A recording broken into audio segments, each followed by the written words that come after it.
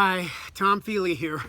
This is my final chapter I call One Last Tale. And I decided to do it this way on video so that I could kind of give you the feel of what it is I'm trying to get across that's so important to me that I would add it to the last chapter of my book, The Tales of Big Cat.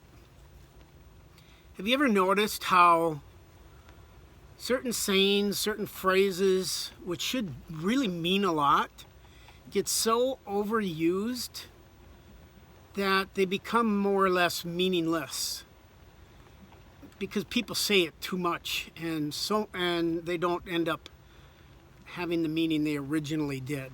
Like saying to someone who's going through a really tough time in their lives, I'll pray for you, or my prayers are with you, something like that.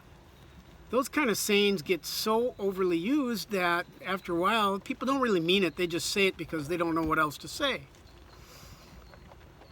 One that comes to my mind, and I've been thinking about it a lot lately, is the word blessed. Because people oftentimes say, I'm so blessed, or, some form of that word blessed. Of course, blessed means that God has blessed you with some good fortune. But I think the use of the word blessed has been so overused that, again, it becomes a less meaningful word. But I was thinking about the word blessed because when I think back of all the things that have happened to me in my life, I felt like I wanted to say that I've been blessed, yet I didn't want to use that word because of its overuse. So I did a little digging in the dictionary and I came up with another word that I think really fits. And the word is fortuitous. My fortune in my life was kind of by chance. I think I was just very lucky or blessed by God to have the people in my life that I've had in my life, throughout my life. My fortune are the people in my life.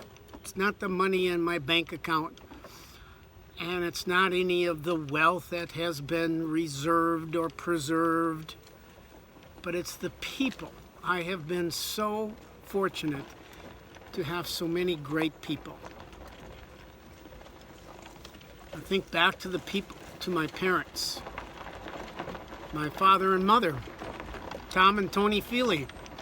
How lucky I was to have them as my parents. How did I get so fortuitous? You know, when my dad passed away, so many people came to his wake. They were lined up for blocks outside in the freezing cold. And we had to change the venue for the funeral to be a much larger church than we originally planned because we realized how many people were actually going to be coming to the funeral. And we needed something that could hold that many. And as it was, even in the much larger church, Nativity, there was so many people that they were standing in the aisles. That was the hardest thing I think I've ever done, is to give the eulogy for my dad. Because he was so loved by everybody, so admired. So it was hard. It was hard to do that. It still hurts today. It's been a while. It's been a good while. But I miss him. He loved that golf cart we gave him. God, he loved that. I was so proud of it. I'd scold him because he'd keep one foot on the accelerator and the other foot on the brake. And I'd say, Dad, you're wearing out the brakes that way. But it didn't matter. He's going to drive the way he drove no matter what. With my mom, Tony, She was beautiful. Her death was a beautiful thing. As long as I've known her, she'd been preparing for her death. She talked about her will. She prepared her funeral. She had certain things she wanted to make certain were included in her funeral. She was prepared to die. But what was beautiful about it is that many of us could be there at her bedside. We were watching the Vikings and the Green Bay Packers play in her room while she was sleeping. She hadn't woken up in a week. And then we looked over at her, and her eyes were open, and she was looking at us. So we got to spend the next hour or two singing songs with her and praying with her and telling stories. And most importantly to her, she got to drink some wine. It wasn't much, but it made her smile. She really liked her wine. So, Mom's and Dad's passing were good ones because they lived good lives, real good lives. And they had lots of people that loved them. And they lived for the people in their lives, their children. And it made it good. I think for Michael, my son, my firstborn child, his passing was a happy thing, in a way. He was 26. He lived 25 years longer than the doctor said he would. And we were prepared. We've been preparing for 26 years, since the day that we discovered he had a brain injury. He was born with it.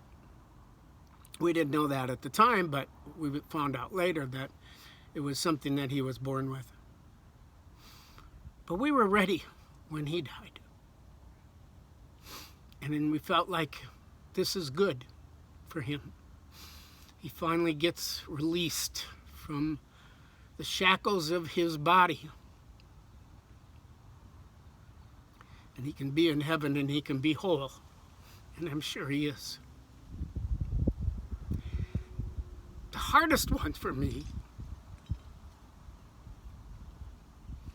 was my nephew, Mark. He was a good kid.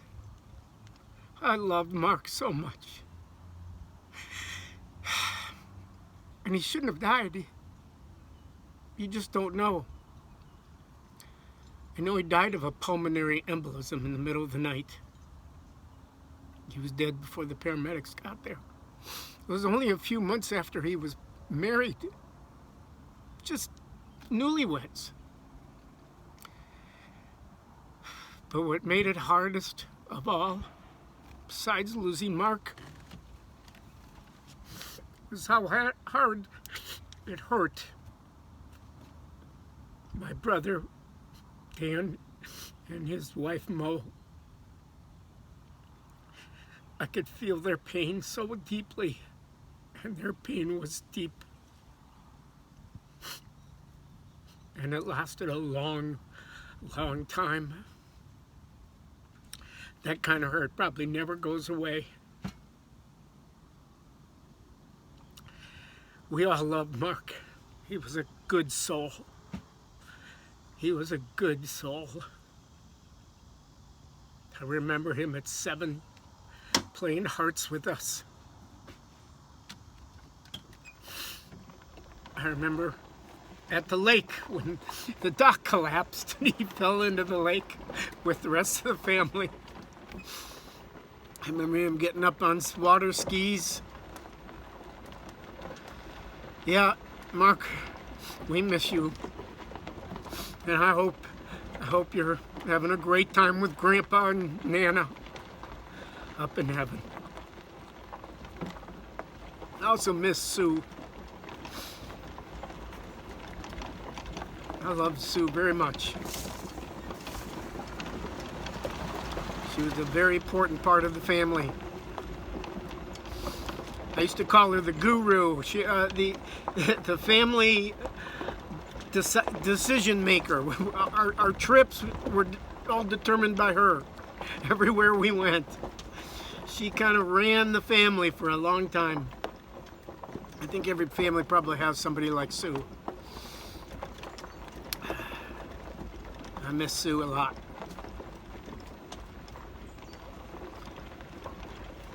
But that's not the purpose of this chapter.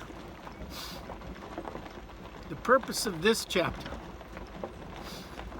is to let all of you know how much gratitude I have for the fact that I have been blessed with wonderful, wonderful children. The boys I was fortunate enough to raise all turned into wonderful men. I said today when I was golfing with John and Asher this morning, I said to Asher, you know, your papa is really good at something. He said, what's that, Papa? I said, I am really good at raising boys to become wonderful fathers. Because my sons have become wonderful, wonderful fathers, and I'm proud of that.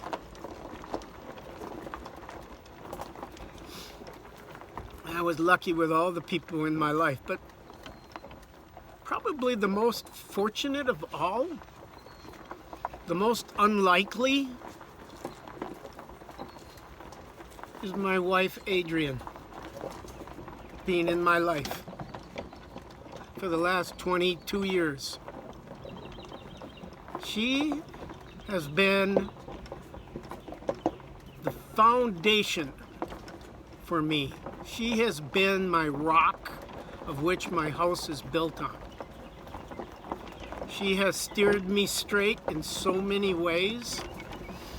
She is amazingly strong and amazingly loyal and tough and sweet at the same time. She has taken my chaotic life and turned it around into a stable one, a very stable one. And I watch how my grandchildren totally adore her, which has nothing to do with me. They just love her, probably more than me, for sure. As a matter of fact, I think they've said that. They love her so much, but that's because she's just always there for you. And they know that. They know that. And they like being with her. So do I. She has turned my life into something really, something I can be proud of. I am fortuitous to have her in my life. And I want to let you know that, Adrienne. The beauty of this kind of book, being this electronic format I have it in, is that I can add to it. I'm 68 years old as I speak today. I expect to have a lot more years left. I expect to live a lot longer, and I expect there will be more stories to tell. And I can just simply add them on. So this is a living book. It's a book that is in progress. It will change, it will grow, and hopefully it will continue to improve. And as I remember things that I forgot to put in the book, I can always go back and add it. So I hope if you do get to this point where you're reading the book and you've come to this final chapter here and you're listening to these words today, I hope you will go back and read it again in another 5 or 10 years, because until I pass away, I'm going to keep adding to this book. I promise you that. I'm going to remember more things, or something incredible is going to happen, and I'm going to want to let you know about it. So this book will continue to be alive for you. Dedicated this book to those who have passed away in our family. But I want this to be a book for all my grandchildren. I want them to be able to hear my stories and see the lives of their parents through my eyes. So, grandkids, this book is for you. Bye.